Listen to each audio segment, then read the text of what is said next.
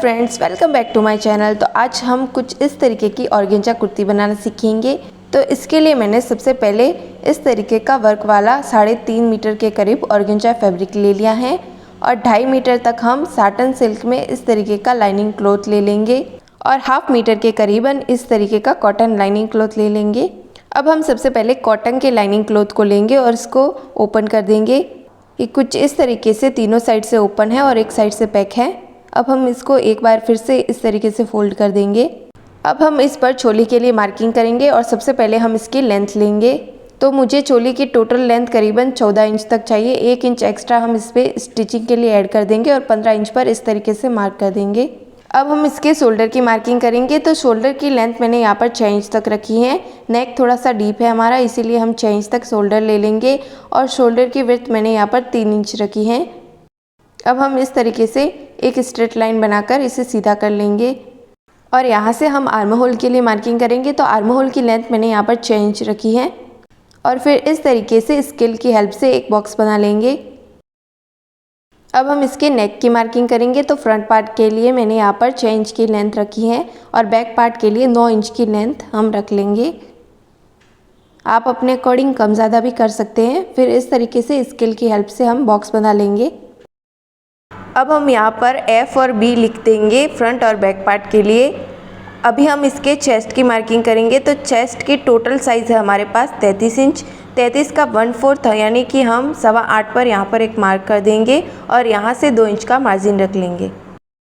यहाँ से हम इसके वेस्ट की मार्किंग करेंगे। तो वेस्ट की टोटल साइज़ है हमारे पास 30 इंच। 30 का 1/4 यानी कि 7.5 पर मार्क कर देंगे और 1 इंच हम यहाँ पर टक्स के लिए रख लेंगे और 2 इंच का मार्जिन रखकर यहाँ पर मार्क कर देंगे और यहाँ पर स्केल की हेल्प से स्ट्रेट लाइन बना लेंगे।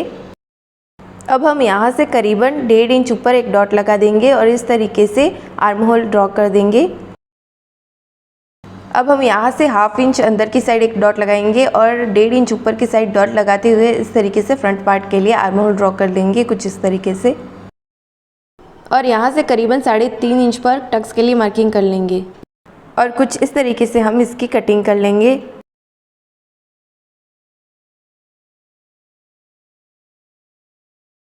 अभी हम यहाँ पर टक्स के लिए कट लगा देंगे छोटा सा और इसमें से एक पार्ट को अलग करते हुए बैक पार्ट की नेक की कटिंग कर लेंगे। अभी हम फ्रंट पार्ट को लेंगे और यहाँ पर फ्रंट आर्म होल ड्रॉ करेंगे। तो इसके लिए हम इस तरीके से निशान बनाकर यहाँ पर 1/2 इंच अंदर की साइड डॉट लगाकर और 1.5 इंच ऊपर की साइड डॉट लगाकर इस तरीके से फ्रंट पार्ट के लिए आर्म होल ड्रॉ करेंगे। अब हम इसकी कटिंग कर लेंगे। अब हम कुर्ती के घेर बनाने के लिए यहाँ पर अम्ब्रेला कटिंग करेंगे। तो सबसे पहले हमने कपड़े को इस तरीके से एक साइड से तिरछा फोल्ड कर दिया है, कुछ इस तरीके से आप देख सकते हैं। अब हम इसके कमर के लिए मार्किंग करेंगे। तो कमर की साइज़ हमारे पास है 30 इंच। 1 इंच एक्स्ट्रा हम इस पर स्टिचिंग के लिए ऐड कर देंगे और 31 इंच को इस तरीके से 4 बार फोल्ड करके इसके ऊपर इस तरीके से रख कर मार्किंग कर लेंगे। और इस तरीके से एक रफ लाइन ड्रॉ करने के बाद हम इसकी परफेक्ट गोलाई के लिए यहाँ से इसकी लेंथ मापेंगे। तो 9 इंच की हमारी टोटल लेंथ आ रही है और इस तरीके से हम 9 इंच पर मार्किंग करते हुए कमर की गोलाई दे देंगे।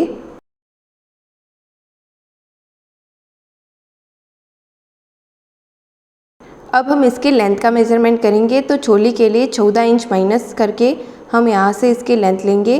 तो 43 की हमें टोटल लेंथ चाहिए। 2 इंच एक्स्ट्रा हम इसमें स्टिचिंग के लिए ऐड कर देंगे और 45 पर इस तरीके से मार्किंग कर देंगे। अब हम इसकी परफेक्ट गोलाई बनाने के लिए ऊपर से इसका मेज़रमेंट करेंगे। तो जहाँ पर हमारे मार्किंग हो रखी है यहाँ पर 39.5 आ रहा है और इस तरीके से 39.5 पर मार्किंग करते हुए हम इसकी गोलाई दे देंगे और इसी तरीके से हम पूरे में मार्किंग कर लेंगे। अब हम यहाँ से और नीचे से इसकी कटिंग कर लेंगे और इसकी कटिंग होने के बाद हम पैक वाले पार्ट को भी कटिंग करके ओपन कर लेंगे।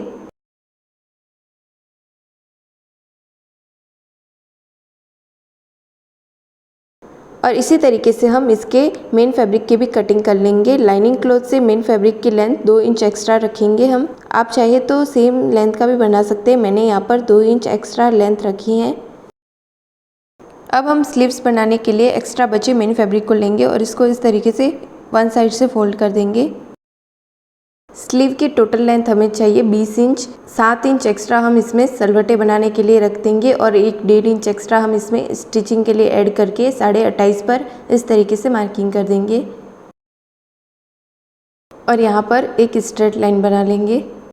अब हम इसके विड्थ का मेज़रमेंट करेंगे, तो विड्थ की साइज़ हम इसके आर्म होल के साइज़ के बराबर ले लेंगे, कुछ इस तरीके से।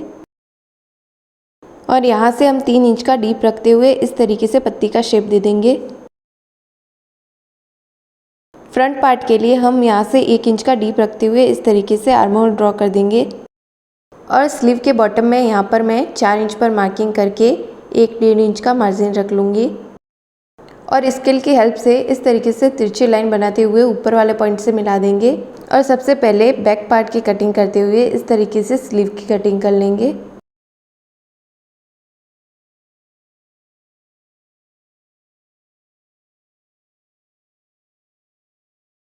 और इस तरीके से बीच में से ओपन करके हम इसके फ्रंट पार्ट की कटिंग कर लेंगे। अब हम मेन फैब्रिक और लाइनिंग क्लॉथ की फ्रंट पार्ट की रफली कटिंग को एक दूसरे पर इस तरीके से रख लेंगे। अब हम इस पर अस्तर की मेन कटिंग को इस तरीके से अच्छे से सेट करके रख देंगे और फिर इसे पिन की हेल्प से इस तरीके से अटैच कर लेंगे।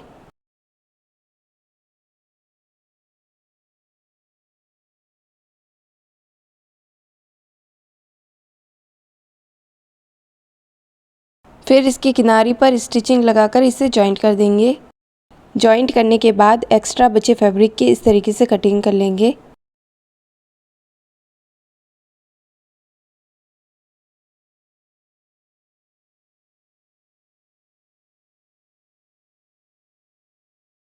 और इसी तरीके से हम बैक पार्ट भी रेडी कर लेंगे।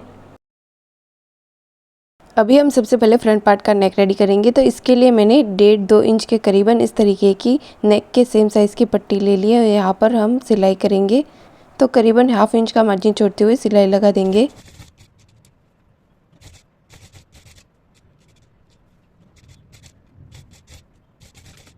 अब हम इसके कॉर्नर पर इस तरीके से छोटे छोटे कट लगा देंगे और ध्यान रहे सिलाई पर कट ना लगे। और फिर इस तरीके से इसको 1/2 इंच अंदर की साइड मुड़ते हुए सिलाई कर देंगे।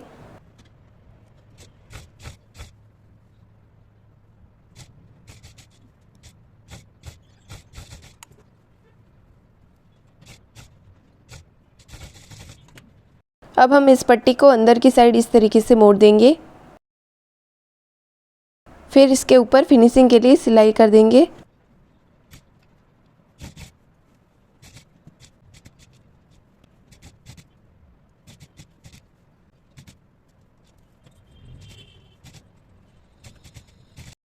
और इस तरीके से नेक बनाने के बाद हम यहाँ पर टक्स लगाएंगे। तो टक्स के लिए हम सबसे पहले यहाँ पर फिर से छोटा सा कट लगा देंगे और फिर यहाँ पर टक्स बनाने के लिए इसको बीच में से इस तरीके से मोड़कर इसकी लेंथ हम करीबन 4 इंच तक रखेंगे और 1/2 इंच तक इसकी विड्थ रखकर इस तरीके से एक तिरछी लाइन बना देंगे और फिर इसके ऊपर सिलाई करेंगे।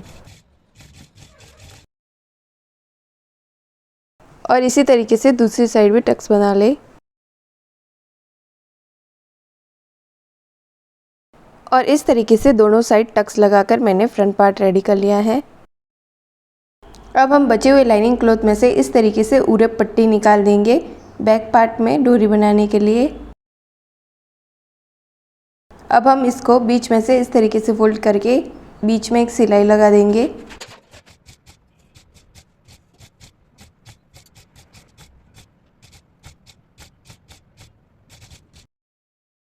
अब हम सुई धागा लेंगे और इसकी मदद से कुछ इस तरीके से इसको पलटते हुए डोरी बनाएंगे, जैसा कि आप देख सकते हैं।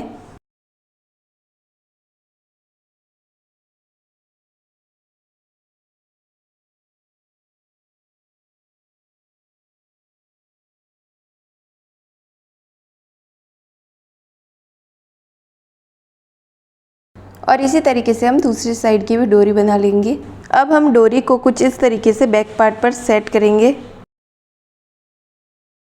और फिर फ्रंट पार्ट की तरह बैक पार्ट का भी नेक रेडी करेंगे। और फिर फ्रंट पार्ट की तरह मैंने यहाँ पर भी सिलाई लगा दी है और 2 टक्स लगाकर बैक पार्ट को भी रेडी कर लिया है। और यहाँ पर हम हाथ सिलाई करेंगे आप चाहे तो यहाँ पर सिलाई भी लगा सकते हैं। अभी हम फ्रंट पार्ट को लेकर इसके ऊपर बैक पार्ट को इस तरीके से रख कर शोल्डर जॉइंट करेंगे।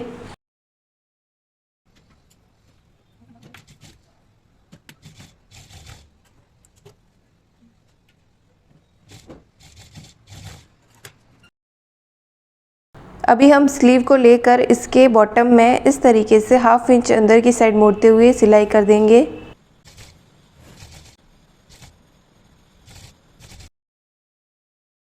अभी हम स्लीव जॉइंट करेंगे, तो इसके लिए हम सबसे पहले स्लीव को लेंगे और इसकी फ्रंट वाली पार्ट की कटिंग को हम फ्रंट पार्ट पर और बैक वाली पार्ट की कटिंग को बैक पार्ट पर रखते हुए सिलाई करेंगे बीच में से।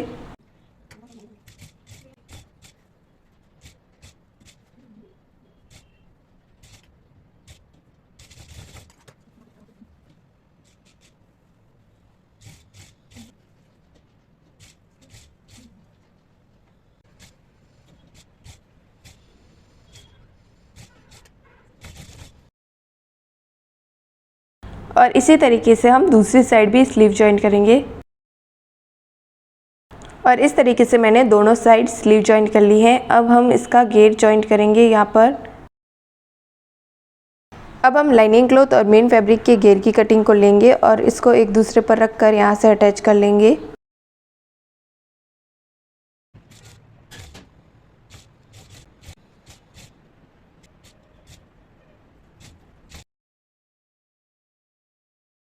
अब हम इस पर चोली के पार्ट को इस तरीके से उल्टा रख कर यहाँ से जॉइंट कर लेंगे कुछ इस तरीके से।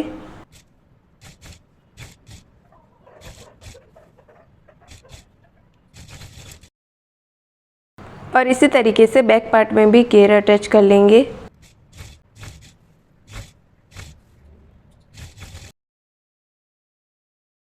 और इस तरीके से दोनों साइड घेर अटैच कर लिया है।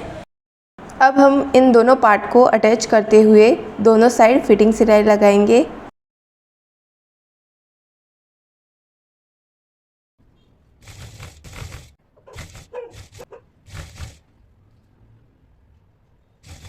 यहाँ तक सिलाई करने के बाद एक बार सिलाई को छोड़ देंगे और फिर अस्तर वाले पार्ट को इस तरीके से अलग करके मेन फैब्रिक पर सिलाई करेंगे कुछ इस तरीके से।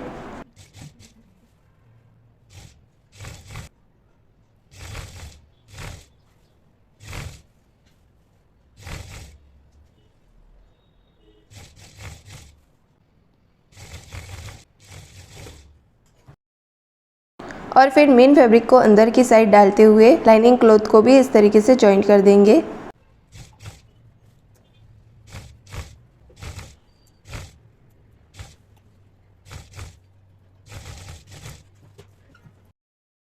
और इसी तरीके से हम दूसरी साइड भी फिटिंग सिलाई लगाएंगे। और कुछ इस तरीके से फिटिंग सिलाई करके मैंने इसे जॉइंट कर दिया है। मैंने इस तरीके से दोनों साइड फिटिंग सिलाई लगा ली है। आप अपने अकॉर्डिंग फिटिंग सिलाई कर सकते हैं। अब हम कुर्ती के बॉटम में पट्टी फोल्ड करेंगे, तो कुछ इस तरीके से हम अपने लेंथ के अकॉर्डिंग 1/2 इंच अंदर की साइड मोड़ते हुए इस तरीके से पट्टी फोल्ड करेंगे। और यहाँ पर हल्के हल्के सलवटे देते हुए सिलाई लगाएंगे। और इसी तरीके से हम पूरे राउंड में सिलाई करके पट्टी फोल्ड कर देंगे।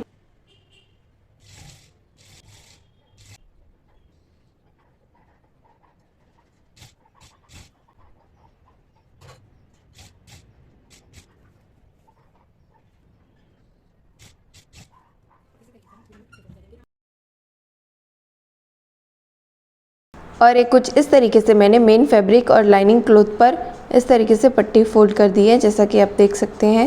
अब हम मेन फैब्रिक के 4 पीस को लेंगे लटकन बनाने के लिए। अब हम इसको राउंड शेप में कटिंग करने के लिए इस तरीके से फोल्ड कर देंगे और फिर कुछ इस तरीके से राउंड शेप देकर हम इसकी कटिंग कर लेंगे।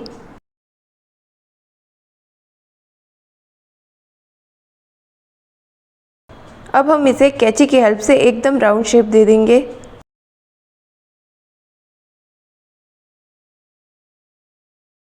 अब हम इसके सेंटर में एक डॉट बनाकर इस तरीके से यहाँ पर एक कट लगा देंगे। अब हम कुर्ती के बैक पार्ट में अटैच डोरी को लेंगे और इसके बॉटम में हम इस तरीके की डिज़ाइन वाली रिंग लेंगे और इसको इसके अंदर पिरो देंगे इस तरीके से।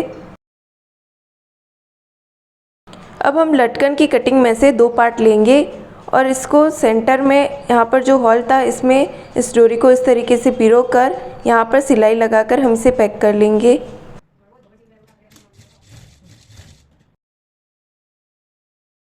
और ये कुछ इस तरीके से हमारा लटकन रेडी हो चुका है।